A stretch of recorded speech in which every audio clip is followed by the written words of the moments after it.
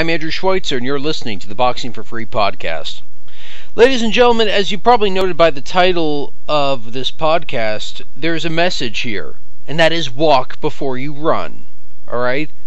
Don't do something else until you're actually prepared to do it, okay? That message applies to Mr. Conor McGregor, who a week ago Saturday lost his UFC fight against some Dustin guy. I'll be honest, I don't follow the UFC. I don't pay attention to the names. I'm just kind of like, oh, okay, there's Conor McGregor, there's this guy, there's that guy, there's the Diaz brothers, whom I've said before look and sound like the dumbest human beings to walk the planet. Yeah, that's about it. But it seemed that in the lead up to this fight that he had against Dustin whomever, he seemed more focused on talking about an upcoming fight with Manny Pacquiao, and I just thought, as soon as I saw that, I was thinking, oh no, I'm getting that feeling that something's going to happen, something bad's going to happen. He's going to lose this fight to Dustin whoever, and then the fight with Pacquiao is not going to get made because, you know, who's going to want to watch a fight between Manny Pacquiao and some guy who just got knocked out? Well, that's exactly what happened. Okay? I don't know what McGregor was expecting, and I don't know why he keeps... Well, I have an idea of why he keeps wanting to take on some of the best boxers of all time. It's because he probably knows he can make a lot more money than he can fighting people in the UFC. But if I were Conor McGregor, I would not have been talking about Manny Pacquiao at all, okay? I would have been like, hey, I'm not going to talk about Pacquiao right now. I've got Dustin, what's-his-face, that I've got to fight. And I'm sorry if you think this is disrespectful that I don't know Dustin's last name. Let me be frank. I just don't care about what it is. Okay? I really don't. So, yeah. Anyway, if I were Conor, I would have said, look, I've got this fight coming up. I won't talk about Pacquiao until afterwards. And that's all it's going to be, ladies and gentlemen. I'm so sorry, but, yeah, I'm not answering any questions about Manny Pacquiao. And that would have been it. But no, he had to talk about, oh, the Pacquiao fight's going to be made. It's more or less a done deal. And now that he's lost, again, this happened in the lead up to the Mayweather fight. He kept talking about, I want to fight Floyd, I want to fight Floyd. Then he lost to Diaz. And so that got put on the back burner. And he wants to fight Pacquiao, and now that's put on the back burner. Nobody wants to see Manny Pacquiao fight Conor McGregor at this point, okay? Nobody. And if you were willing to fork out the pay-per-view money, congratulations. You hate money, okay? You easily lose money. Okay? I don't know what else to tell you, alright? But that fight is not going to happen until Conor McGregor actually wins a fight and drums up some interest and has people saying, oh, you know, I wonder what it would be like if he were to fight Manny Pacquiao, okay? But I don't see that happening anytime soon, and I hope it never happens, okay? Also because I think Conor McGregor would lose that fight. I don't know why this guy is so obsessed with, well, again, like I said, he wants to fight top boxers because he can make more money that way, because he knows he can't do it in the UFC. But the thing is, if you want to win a title in boxing, why don't you just become a boxer and, you know, work your way up through the divisions? Okay, it's not impossible. Anyway, I've wasted almost like 4.5 minutes talking about Conor McGregor, and that's more than I should on any sort of boxing podcast, especially since he's not boxing. Okay, moving on. So last night was PBC on Fox, and I don't know, like, it's obvious that the luster has worn off of PBC. At least for me. I don't know. I'm watching it, and it's like, okay, well, I mean, I can't say that I'm not entertained, but it's clearly this is not the best and, well, I was always going to say the best and the brightest, but it's clearly not the best programming that they could be putting on, in my opinion. I mean, I previously saw a the last PBC show I watched was on Boxing Day, and that was where James Kirkland got knocked out within one round, and more or less ended his career right then and there. I felt a little bit bad for Kirkland, but at the same time, I was not surprised that this happened at all. I don't understand why he is so content to take all these ridiculous layoffs.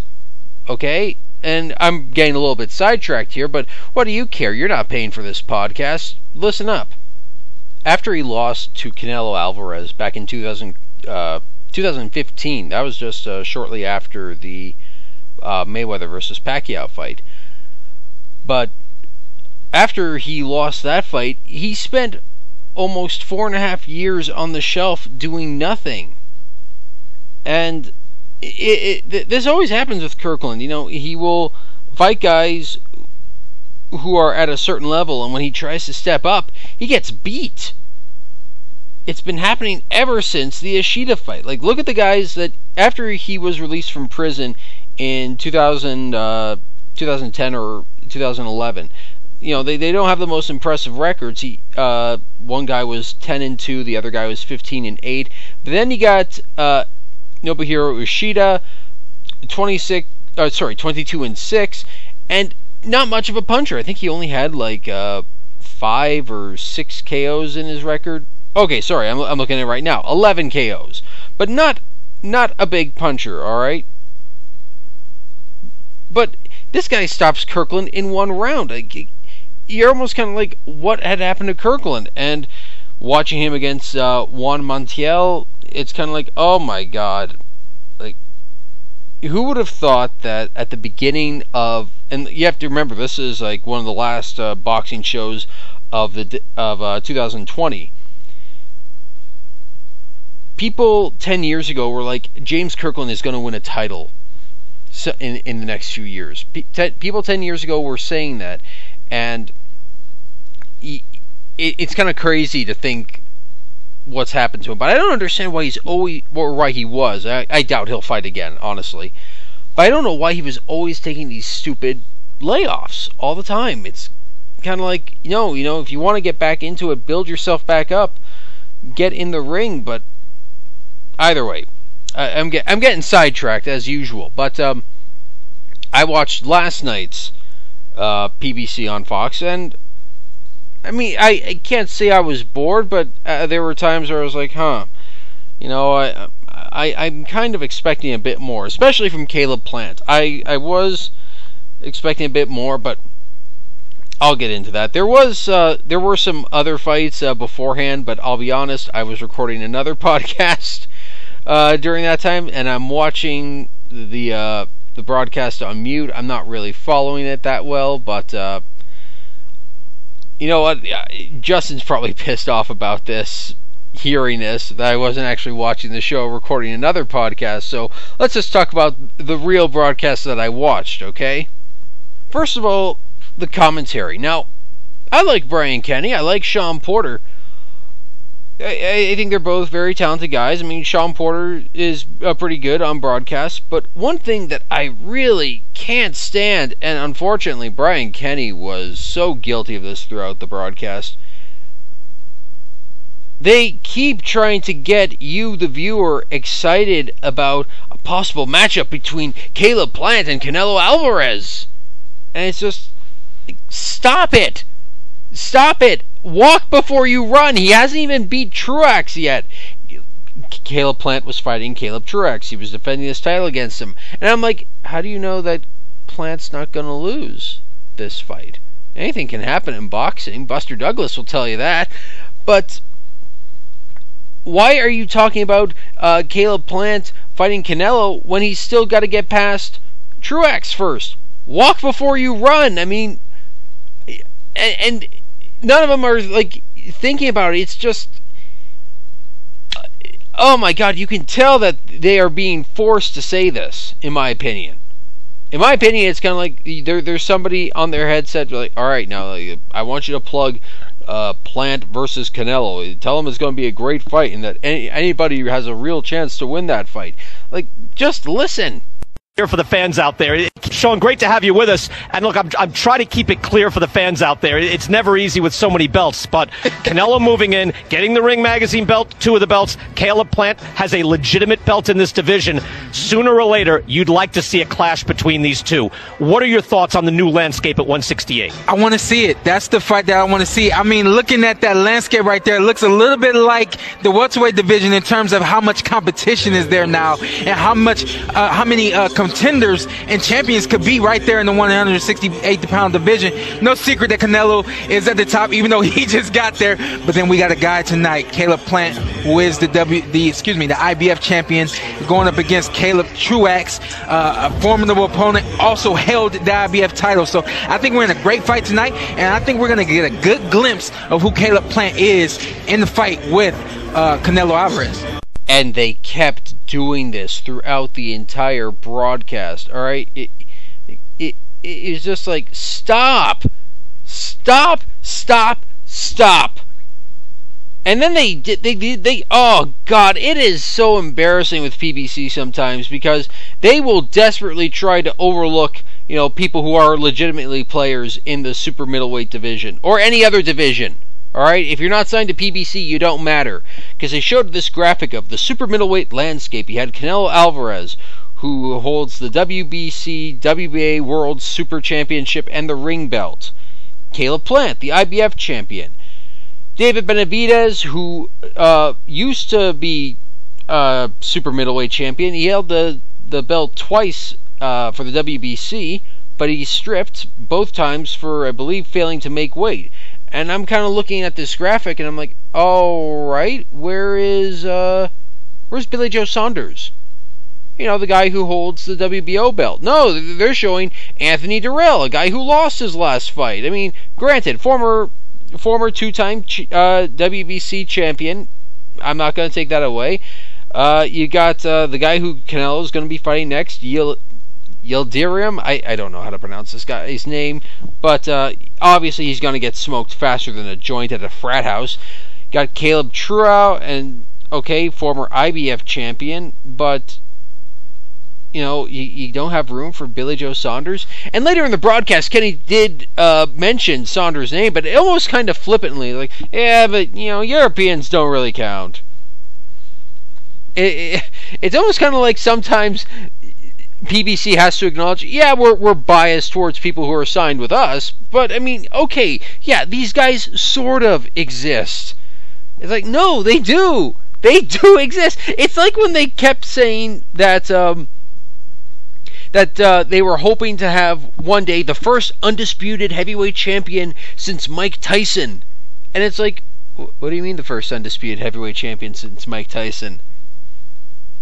And they kept doing that. They're saying, oh, Mike Tyson was the last undisputed heavyweight champion back in 1989. And it's like, so wait a minute, what about Buster Douglas, Evander Holyfield, Riddick Bowe, Lennox Lewis? They weren't the undisputed heavyweight champion of the world ever? And of course, all that talk changed once they got Lennox Lewis as part of the broadcast team for PBC. But he wasn't there tonight, probably because of COVID reasons or another, or maybe they're just kind of like, oh God, every time Lennox is on commentary, people just point out how absurd he sounds. Let's just find a reason for him to stay home. I don't know, maybe that's what happened, but so we got this I feel bad for Lennox because you can tell he's trying, but sometimes he just makes it too easy to poke fun at him. So the first fight on the undercard was Joey Spencer taking on Isaiah Seldon. And if Seldon sounds familiar to you, that's because his father is former heavyweight titleist Bruce Seldon. Okay, and apparently yesterday was Bruce Seldon's birthday. And I hope Isaiah got his dad a gift card, because he didn't do much to... his performance was not much of a gift to his father, okay? Now, this was a weird thing. They get the fighters to the ring, they do the introductions, they bring them forward to the center of the ring for the referee's instructions, and they go back to their corners, and they start waiting. And I'm like, what's going on? What's the matter? Like, what are we waiting for? It turns out that the reason they were waiting for so long was because somebody was not ready, and that someone was a paramedic who they needed at ringside. And I guess he went for a smoke break or to take a pee. I don't know what. But my thinking was, why are we not making sure that these people are in their positions before we get the fight started, okay? And I don't mean like before we ring the bell. I mean before we get them into the ring. Before we do all the introductions. I mean, what are we doing here exactly? And then, this was another weird thing. The referee, he calls them back to the center of the ring to give them another set of instructions. And he's talking about, I don't want there to be any bad blood, alright? This is not a street fight. And I heard that and I'm just like, well, you don't want bad blood in a boxing match? You know, I can understand this is not a street fight, okay? You know, we're not going to have any kicking. We're going to obey the rules. But you don't want bad blood in a boxing ring. Really? Okay, I mean... So where do you want the bad blood exactly? Do you want a lot of fighters just to, you know, not leave it all in the ring? Do you want them to like, have most of their hard hits come from Twitter exchanges? I mean, I don't know, but Joey Spencer did not waste any time, sending Selden to the canvas within the first minute, and it was a really good punch because it turned Selden, and he almost landed sideways on his body. It was just so weird. It was so quick. I was kind of like, what the heck was that? Because I probably blinked as Spencer landed the punch. A discrepancy when you're a young guy in the ring and they're not mentioned. Oh, big right hand! And down goes Selden. 3, 4, 5, 6, 7, 8. Walk toward me. So Selden gets up, and I'll be honest, I've never been a fighter. I've done some sparring and all that, but I've never been in a fight. I've never been knocked down. But I can imagine that when you do get up after that, you know, you might be feeling some embarrassment, humiliation, anger, and you could certainly sense the anger in Selden because he goes after Spencer, but he starts landing like 3 or 4 rabbit punches to the back of the head. Referee breaks him up, and immediately, no warning, he immediately takes 2 points away from Selden. And it's like, wow, okay, the referee's not... He's not messing around. He's not wasting any time. And unfortunately for Selden, things don't get much better because he got knocked down again, and that was the end of the fight. Maybe the referee should have given him more of a chance, but at the same time, when he was getting up, his legs did look wobbly, and it's like, okay, no, I see where this is going. Selden was protesting. And the referee was trying to bring him back to his corner, and Selden looked angry, and at one point the referee turned to Selden's his trainer and his handlers, and he said, he's got to control himself or we'll take away his pay. And it's like, wow, okay, this guy is not messing around. And that was it for Spencer versus Selden. I mean... yeah, not exactly the best happy birthday gift to your dad, but, you know, there's always next year. Afterwards, Heidi Antal spoke to Joey Spencer, and she actually asked him what was going on with the referee and those extra instructions that he gave. Congratulations to you, Joey. Your first 8-rounder. It certainly didn't go with the 8 rounds. That's a fact. You know, I first want to start with Jerry Cantu. He brought you guys in for a second time. He said, I didn't like the look. This isn't a street fight. What happened? I missed the look. No, I just approached the the ref's instructions with, I guess look on my face. I'm an intense fighter, I was coming in here. I knew that he was planning on being bigger than me. I knew he was planning on, roughing me up. That's what he had said in some interviews this week. So I was just coming in to tell him I'm not having it. You know, I'm going to come in here, I'm going to bully you. And you know, now after the fight, no hard feelings, but, you know, that's what I was bringing to the table coming into the fight. So the referee was concerned because I don't like that look? Thank God I'm not a fighter, in all honesty. Because after almost every instructions the referee would give me, I'd go back to my corner, and he'd call us back and be like, "Hey, Schweitzer, I don't like that dumb look on your face. You take this shit seriously. God damn it, this is a fight." And I'll just be like, "This is just my face. I can't help that." But I don't get it. I mean, look, and okay, again, the look on a fighter's face. What, did he look angry? Did he look like he wanted to fight? Good! That's what we want! We want action! We want, dare I say, violence! Yeah! I mean, within regulations, of course. We don't want Spencer getting kicked in the nuts by Selden all night, but no, like, let's have some fisticuffs, let's have some combat, shall we? And the referee's like, "I don't like that look." Oh my, he probably has a lot of teenage daughters at home, and he says that a lot, and he just being around all these guys, he wasn't used to not saying it, so he just wanted to be like, "Hey Missy, I don't like that look." I'm almost a bit surprised he didn't tell Spencer to go back upstairs and put something respectful on, because, you know, he's not going to have his daughter be a slut or anything like that. Anyway, I'm getting a bit off track there, but good performance by Spencer. Up next, we had Rock versus Coffee in the Battle of Interesting Surnames. I remember when I saw, before this fight, they showed these guys getting on the scale for the weigh-in. They had a combined weight of over 500 pounds. Rock, you think a guy, you hear the name Rock, and you think of Rocky Marciano, Dwayne "The Rock" Johnson. You think somebody who's got a solid body, you know. And I said, Rock's surname should actually be Lump, okay? Because he just looks like a big lump of a human being, and you know, he's got an amateur background, and this Michael Coffey, he started his career a bit late. I believe they said he started at the age of 30, and he's 34 right now. Spent 8 years in the Marines, so it's clear, like, alright, the guy who was in the Marines, he clearly looks like he's in better shape.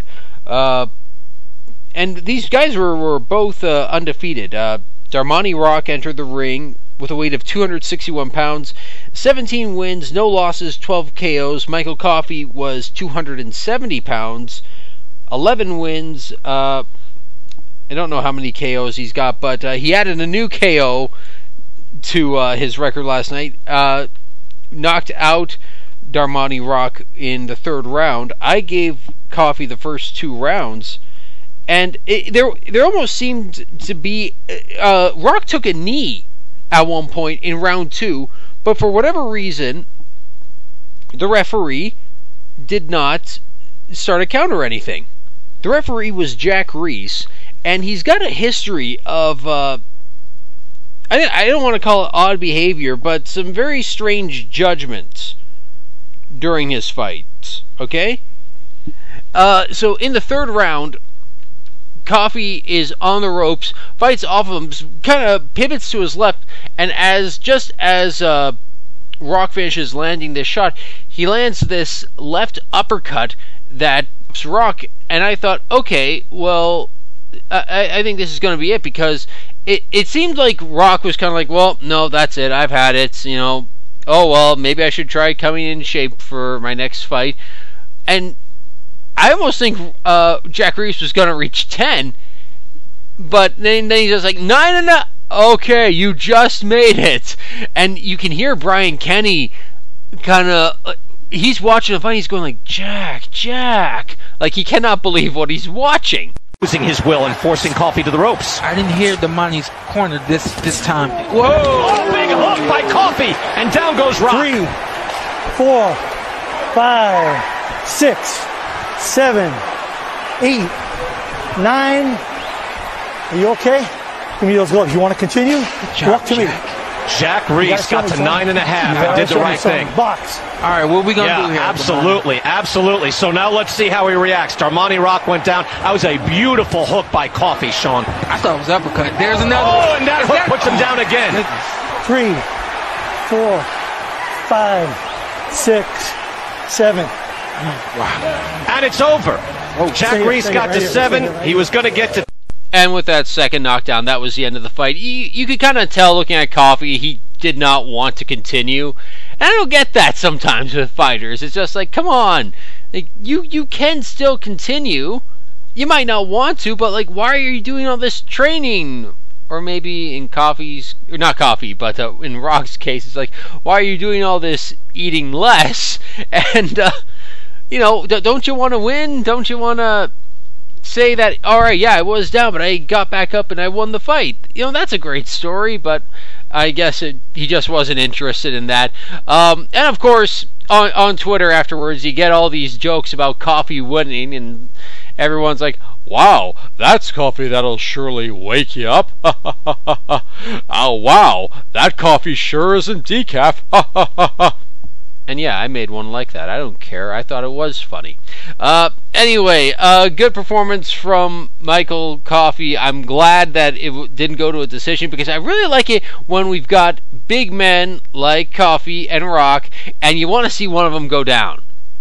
But also, I noticed this, Rock's trunks were kind of sagging, and we were dangerously close to seeing his ass crack, and I do not want to see that, nor does anybody else.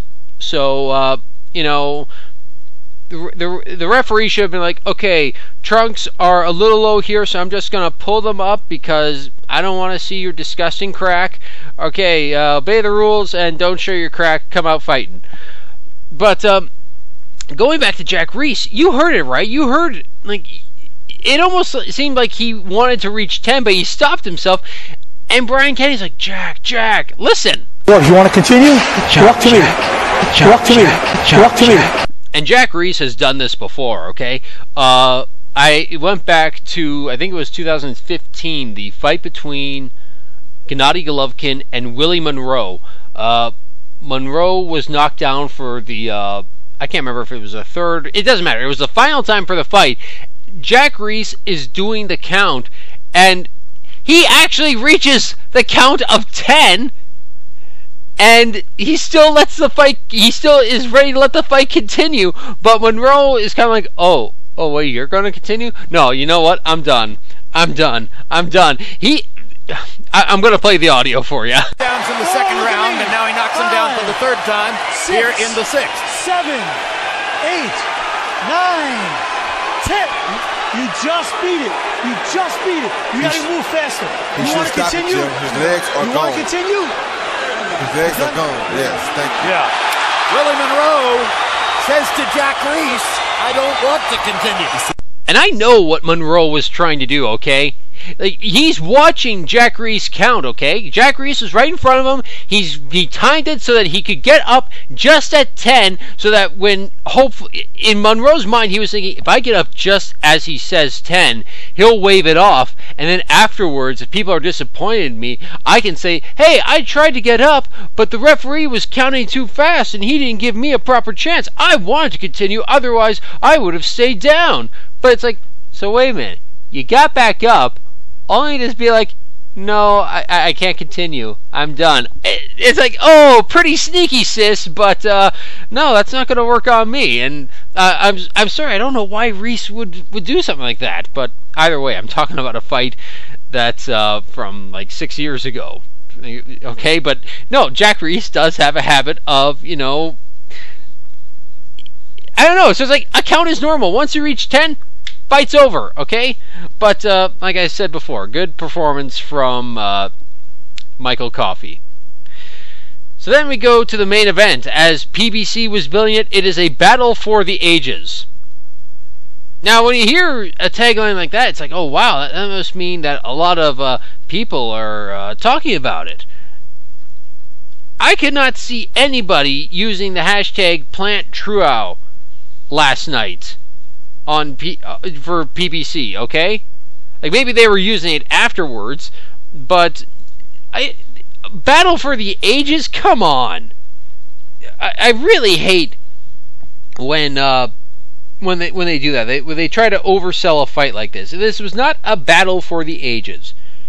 Caleb Plant made the third successful defense of his title, winning all 12 rounds against Caleb Truax. Truax, I'm trying to look up the final punch stats here.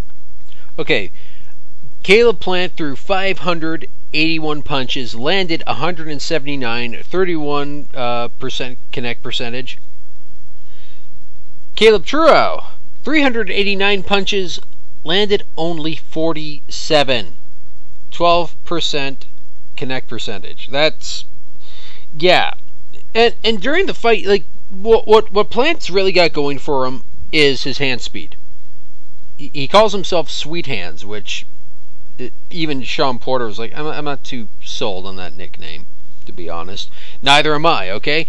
But, yeah, I'm just watching it, and I'm thinking, okay, you know, he's lands a very good jab, okay? He's got a good solid jab, Plant does, but I wanted to see more right hands. I thought if he really steps on the gas, he can stop this guy, and he wanted to stop Truax, but in the end he couldn't, and I don't know what the hell Truax's corner was telling him, but oh god, yeah, he would occasionally, every once in a while, land this overhand right, and I thought, okay, if he was doing this a bit earlier in the fight, it might be a bit closer, but I couldn't find any round that I could give to Caleb Truax. And neither could any of the judges. All three of them had it a shutout. 120 to 108 for Caleb Plant, which means that unfortunately we had to suffer through Brian Kenny and Sean Porter talking about, oh wow, Plant versus Canelo is the fight to make in boxing. I can't think of any other fight out there that needs to be made.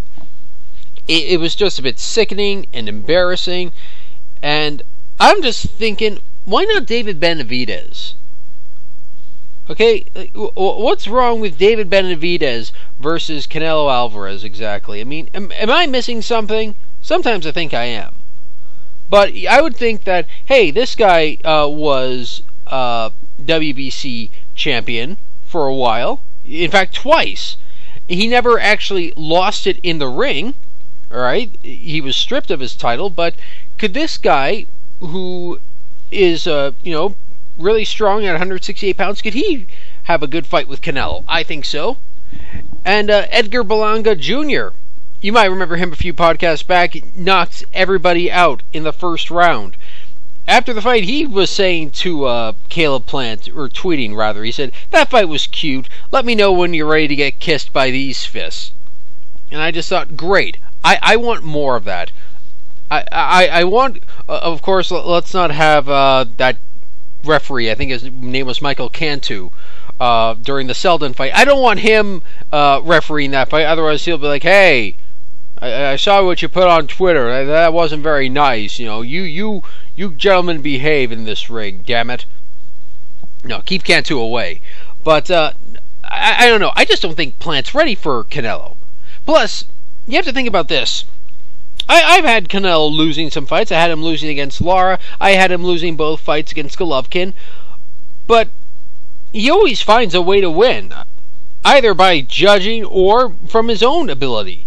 Like, if he could time Amir Khan, and Amir Khan was always going on about, oh, I've got the fastest hands in boxing, my hand speed is so great, Canelo knocked him out rather quickly.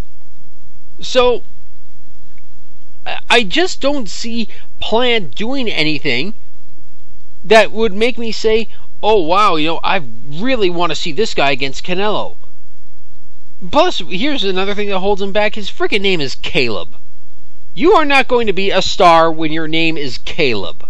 Alright, it's just, no offense, I mean, my name's not the most exciting either, but Caleb's just a dull name, alright? If your name is Caleb, I expect you to be a geology professor, or something like that, but I don't know, nobody's going to be chanting, Caleb, Caleb, Caleb. I don't know, that's just my opinion. Anyway, that's all I have for you this week. We hope you enjoyed the latest edition of the Boxing for Free podcast.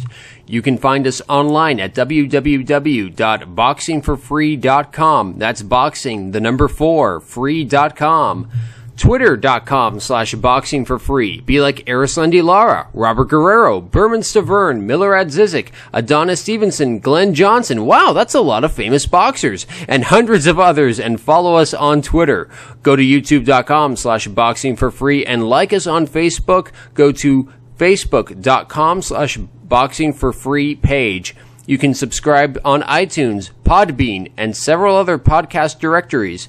If you use iTunes, give us a review and let everyone know that the Boxing for Free podcast is your source for boxing news and commentary.